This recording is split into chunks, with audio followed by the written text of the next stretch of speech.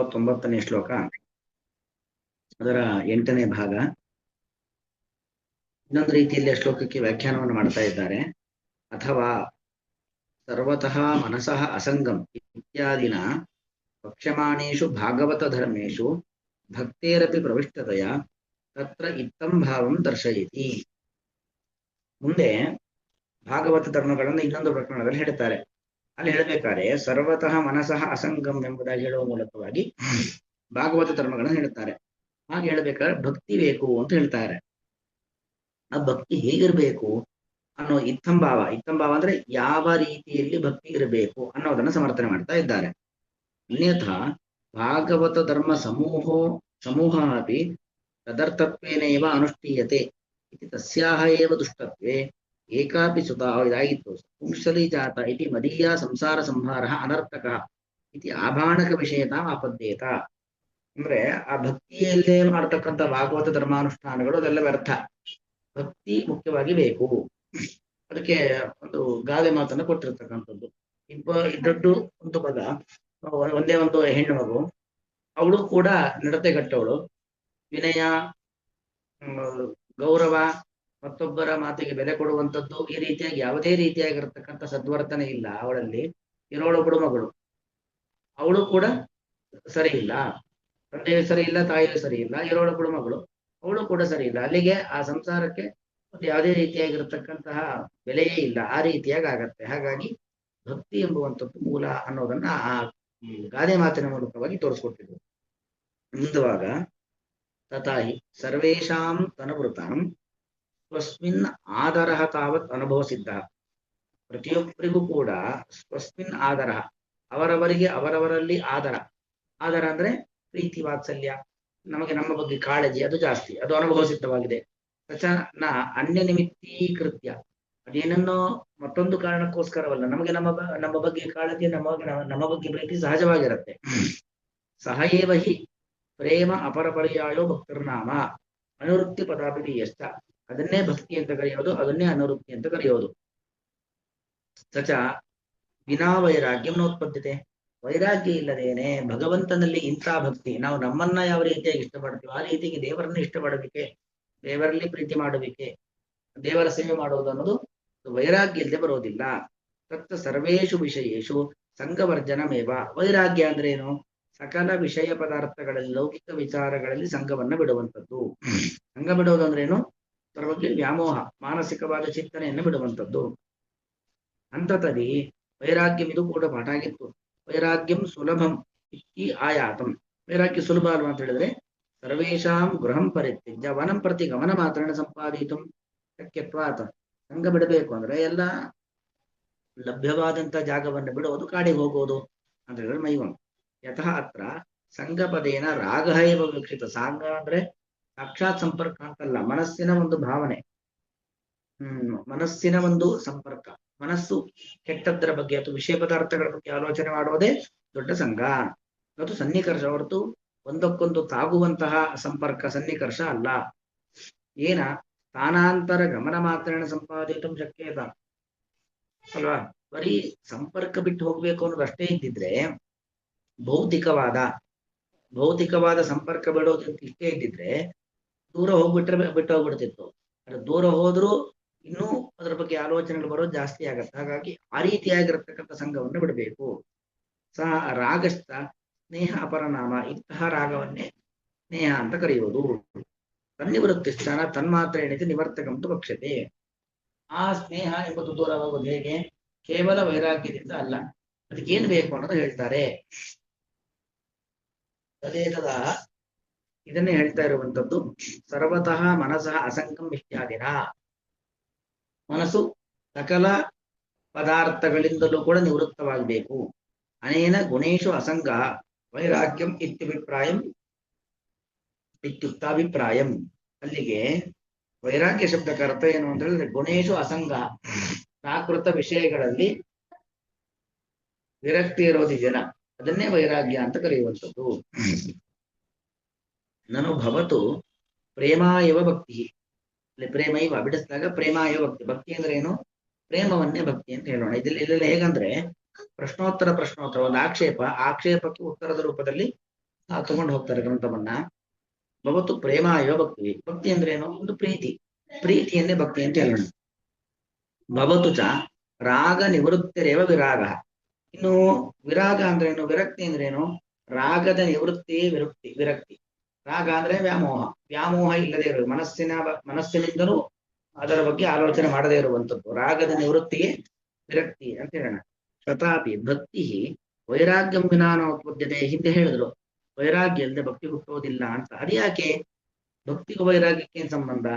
ವಿರಕ್ತಿ ಇಲ್ಲದೇನೆ, ವಿಷಯ ಪದಾರ್ಥಗಳಲ್ಲಿ ವಿರಕ್ತಿ ಇಲ್ಲದೇನೆ ಭಕ್ತಿ ಯಾಕೆ ಹುಟ್ಟೋದಿಲ್ಲ ಅನ್ನೋದು ಪ್ರಶ್ನೆ. ವ್ಯತಿರೇಕ ಬಲಾಪಿತಿ ಬ್ರೂಮಃ. ಯಾಕೆ ವ್ಯತಿರೇಕ? ವ್ಯತಿರೇಕ ಅಂದ್ರೆ ವಿರಕ್ತಿ ಇದ್ರೆ ಭಕ್ತಿ, ವಿರಕ್ತಿ ಇಲ್ಲ ಅಂದ್ರೆ ಭಕ್ತಿ ಇಲ್ಲ ಅಂತ ಕಂಡು ಬಂದಿದೆ ಈ ತರ. ನೈ ಹೇಯೇ ರಾಗವತಃ ಉಪಾದಯೇ ಪ್ರೇಮೋತ್ಪತ್ತಿರಸ್ತಿ. ನೋಡಿ, ಯಾವ ವ್ಯಕ್ತಿಗೆ ಹೇಯವಾದ ವಸ್ತು ಯಾವುದು ನಮಗೆ ಬೇಡವೋ ಅದ್ರ ಬಗ್ಗೆನೇ ವ್ಯಾಮೋಹ ಇದೆ ಅಂತಾದ್ರೆ, ಬೇಕಾದ್ರ ಬಗ್ಗೆ ಅವನಿಗೆ ಅನುರಾಗ ಹುಟ್ಟೋದೇ ಇಲ್ಲ. ಅದು ನಮಗೆ ಬೇಕಾದಷ್ಟು ನಮ್ಮ ಲೌಕಿಕ ದೃಷ್ಟಾಂತದಲ್ಲೂ ಸಿಗುತ್ತೆ. ಈಗ ನಮ್ಮ ಮಕ್ಕಳೇ ಯಾವ ಬೇಡದ ವಸ್ತುಗಳಲ್ಲಿ ಒಂದು ವ್ಯಾಮೋಹವನ್ನ ಇಟ್ಕೊಂಡಿರ್ತಾರೋ ಅಲ್ಲಿವರೆಗೂ ಬೇಕಾದದ್ರ ಬಗ್ಗೆ ಅವರಿಗೆ ಪ್ರೀತಿ ಹುಟ್ಟೋದೇ ಇಲ್ಲ. ಹಾಗಾಗಿ ಬೇಡದರ ಬಗ್ಗೆ ತ್ಯಾಗ ಭಾವನೆ ಬಂದ್ರೆ ಬೇಕಾದದ್ರ ಬಗ್ಗೆ ಪ್ರೀತಿ ಭಾವನೆ ಬರುತ್ತೆ. ತದೇತತ್ ಅಭಿಸಂಧಾಯ. ಇದನ್ನ ಅನುಸಂಧಾನ ಮಾಡಿಕೊಂಡು, ಅಥವಾ ಈ ಅಭಿಪ್ರಾಯದಲ್ಲಿ ಹೇಳಿದ್ದು ಸರ್ವತಃ ಮನಸಃ ಅಸಂಗಂ. ಎಲ್ಲ ರೀತಿಯಾಗಿರ್ತಕ್ಕಂಥ ವಿಷಯ ಪದಾರ್ಥಗಳಿಂದಲೂ ಕೂಡ ಮನಸ್ಸು ನಿವೃತ್ತವಾಗಬೇಕು. ಮನಸ್ಸು ಆ ಕಡೆಗೆ ಆಲೋಚನೆಯನ್ನ ಮಾಡಬಾರದು. ಸರ್ವತಃ ಮನಸಃ ಅಸಂಗಂ ಆದಾವೇವ ಸ್ಥಿತಂ ಶಿಕ್ಷೇತು. ಅದನ್ನ ಮೊದಲಿಗೆ ಮನಸ್ಸು ಎಲ್ಲದರಿಂದಲೂ ಕೂಡ ಹಿಂದೆ ಬರುವಂತೆ ಮನಸ್ಸಿಗೆ ನಾವು ಮಾರ್ಗದರ್ಶನವನ್ನ ಮಾಡಬೇಕು, ಶಿಕ್ಷಣವನ್ನ ಕೊಡಬೇಕು. ನಾನು ಭಕ್ತಿ ದಾರ್ಢ್ಯ ಆಪಾದಕಂ ಉಚ್ಯತೆ ಸತ್ಯಂ. ಅಲ್ಲಿಗೇನು? ಭಕ್ತಿ ದಾರ್ಢ್ಯ, ವಿರಕ್ತಿಯಿಂದ ಏನ್ ಬರಬೇಕು? ಭಕ್ತಿ ದೃಢತೆ ಎಂಬುದು ಬರುತ್ತೆ. ಪೂರ್ವತಃ ಅತಿಶಯ ವಿಶೇಷ ವಿಶಿಷ್ಟತೆಯ ವ್ಯಕ್ತ್ಯಪೇಕ್ಷೆಯ ಏವ ಏತದಿತಿ ಅದೋಷಃ. ಅಂದ್ರೆ ನಮಗೆ ಯಾವುದ್ರ ಬಗ್ಗೆ ಹಿಂದೆಲ್ಲ ಅಂದ್ರೆ ಈ ದೃಢವಾದ ಭಕ್ತಿ ಬರೋದಕ್ಕಿಂತ ಮುಂಚೆ ಯಾವುದ್ರ ಬಗ್ಗೆ ಎಲ್ಲ ನಮಗೊಂದಷ್ಟು ಪ್ರೀತಿ ಇತ್ತು, ವಾತ್ಸಲ್ಯ ಇತ್ತು, ಅದಕ್ಕಿಂತ ಇನ್ನೂ ಅತಿಶಯವಾದ, ಇನ್ನೂ ಹೆಚ್ಚಾದಂತ ಒಂದು ಪ್ರೀತಿ ಬರಬೇಕು, ಭಗವಂತನ ಬಗ್ಗೆ ಭಕ್ತಿ ಬರಬೇಕು. ಪೂರ್ವತಃ ಅತಿಶಯ ವಿಶೇಷ ವಿಶಿಷ್ಟತೆಯ ವ್ಯಕ್ತ್ಯಪೇಕ್ಷೆಯ ಏವ ಏತದು. ಅಭಿವ್ಯಕ್ತಿ ಆಗೋದು ಅಂತ ಹೇಳ್ತಾರೆ. ನಾನು ಭಗವದ್ಭಕ್ತಿಯ ಏವ ಭಗವತ್ ಪ್ರಸಾದ ಭವತಿ. ಈಗ ಇನ್ನೊಂದು ಬಂತು, ಸಜ್ಜನರಲ್ಲಿ ಸಂಘ ಮಾಡಬೇಕು ಅಂತ ಶ್ಲೋಕದಲ್ಲಿ ಹೇಳಿದ್ರು. ಸಜ್ಜನ ಸಂಘ ಬೇಕು ಅಂತ.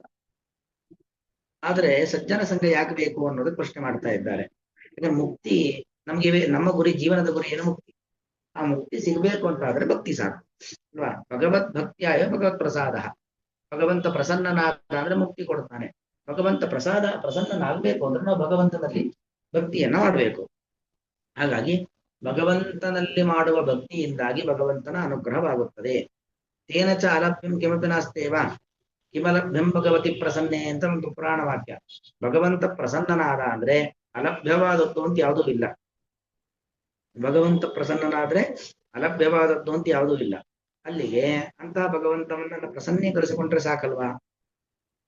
ಯದಿಚ ಭಕ್ತಿ ಸಾಧನಾನಿ ವಕ್ತುಂ ಉತ್ತರ ಗ್ರಂಥ ಸಂದರ್ಭ ತದಾಪಿ ಸಂಗಂ ಚ ಇತ್ಯಾರಭ್ಯ ಯಥೋಚಿತಂ ಇತ್ಯಂತಹ ಅರ್ಥಃ ಏವ ಭಾತಿ. ಭಕ್ತಿಗೆ ಏನು ಸಾಧನ, ಭಕ್ತಿಗೆ ಏನು ಸಾಧನ ಅನ್ನೋದನ್ನ ಹೇಳಲಿಕ್ಕೋಸ್ಕರವಾಗಿ ಮುಂದಿನ ಗ್ರಂಥ. ತದಾಪಿ ಸಂಗಂ ಚ ಇತ್ಯಾರಭ್ಯ ಯಥೋಚಿತಂ ಇತ್ಯಂತಹ ಅರ್ಥಃ ಏವ. ಅಂದ್ರೆ ಹಿಂದೆ ಬಂದಿರ್ತದೆ ಸರ್ವತಾ ಮನಸಃ ಅಸಂಗಂ ಅಂತೆಲ್ಲ ಹೇಳ್ಕೊಂಡು ಹೇಳ್ತಾ ಬಂದ್ರು ಭಾಗವತ ಧರ್ಮಗಳನ್ನ. ಅಲ್ಲಿ ಹಾಗೆ ಹೇಳ್ತಾ ಬರ್ತಾ ಅವರವರ ಯೋಗ್ಯತೆಗೆ ಅನುಗುಣವಾಗಿ ನಾವು ಅವರವರಿಗೆ ಏನೋ ಭೂತೇಶು ಅಧ್ಯಾಯತೋಚಿತಂ. ಭೂತೇಶು ಅಧ್ಯಾಯತೋಚಿತಂ ಅದರ ಅರ್ಥ ಏನೋ? ತಾರತಮ್ಯಕ್ಕನುಗುಣವಾಗಿ ನಾವು ಅವರನ್ನ ಗೌರವಿಸಬೇಕು, ಆಧರಿಸಬೇಕು ಅಂತ ಬಂತು. ಅದು ಯಾಕೆ ಅಂತ ಪ್ರಶ್ನೆ. ಅವರವರ ತಾರತಮ್ಯಕ್ಕನುಗುಣವಾಗಿ ಪ್ರತಿಯೊಬ್ಬರನ್ನು ನಾವು ಆಧರಿಸಬೇಕು, ಭಕ್ತಿ ಮಾಡಬೇಕು ಅಂತ. ಅದು ಯಾಕೆ ಹಾಗೆ ಅಂತ ಪ್ರಶ್ನೆ. ಅದಕ್ಕೆ ನೈ ಭಕ್ತಿ ಸಾಧನ ಭಕ್ತಿ, ಅದೇನು ಭಕ್ತಿಗೆ ಸಾಧನ ಅಲ್ವಲ್ಲ?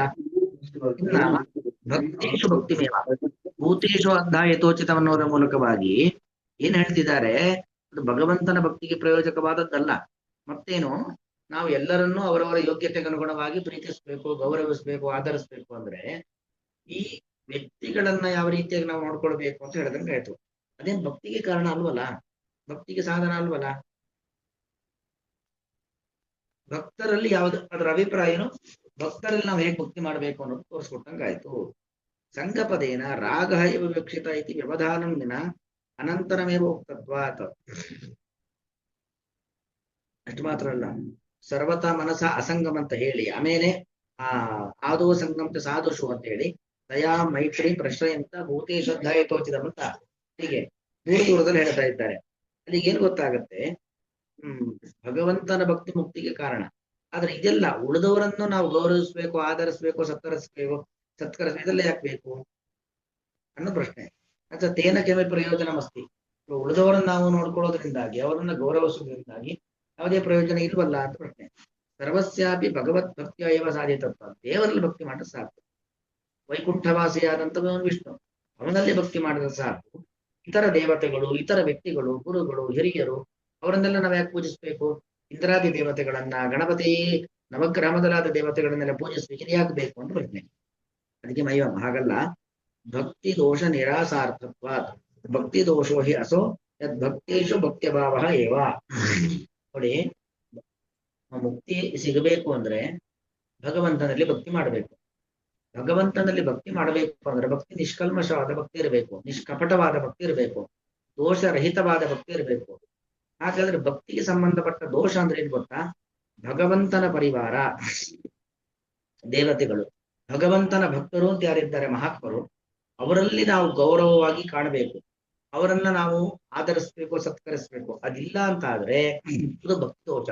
ನಾವು ದೇವರನ್ನ ತುಂಬಾ ಚೆನ್ನಾಗಿ ಪೂಜಿಸಿ ಭಗವಂತನ ಪರಿವಾರವನ್ನ ಅಂದ್ರೆ ಇತರ ದೇವತೆಗಳನ್ನ ಭಕ್ತಿ ಮಾಡದೇ ಇರೋದು ಅಥವಾ ತಿರಸ್ಕಾರ ಮಾಡೋದು, ಗುರು ಹಿರಿಯರನ್ನ ತಿರಸ್ಕಾರ ಮಾಡೋದು, ಇದರಿಂದ ನಾವು ಭಗವಂತನ ಅನುಗ್ರಹ ಪಡಲಿಕ್ಕೆ ಆಗೋದಿಲ್ಲ. ತುಂಬಾ ದೊಡ್ಡ ಮೆಸೇಜ್ ಇದು.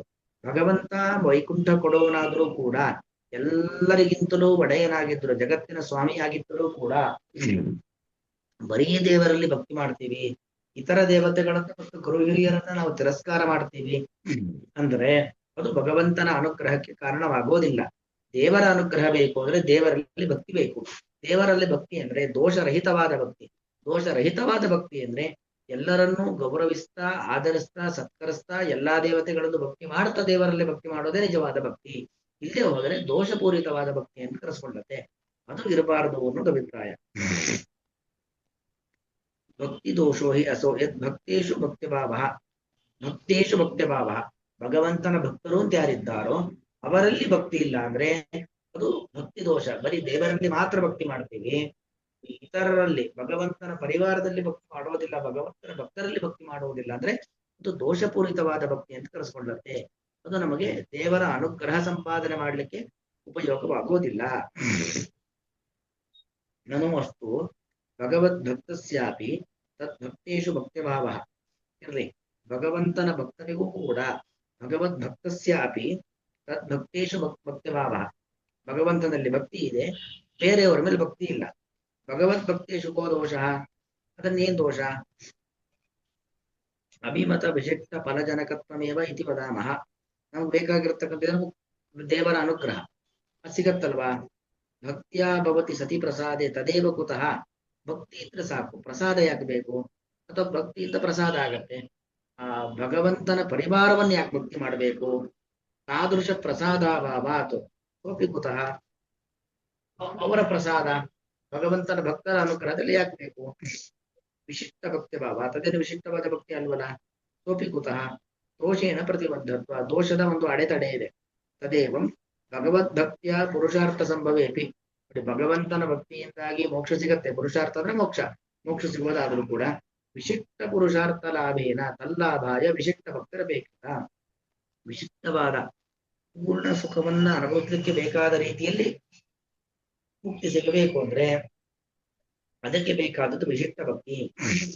ಭಾವಾನುಷ್ಠಾನಂ ವಿನ ಅಭಾವ ಪರಿತ್ಯಾಗ ಅಯೋಗೇನ ಭಾಗವತೆ ಭಕ್ತಿ ವಿಶಿಷ್ಟ ಭಗವದ್ ಭಕ್ತಿರೇವ.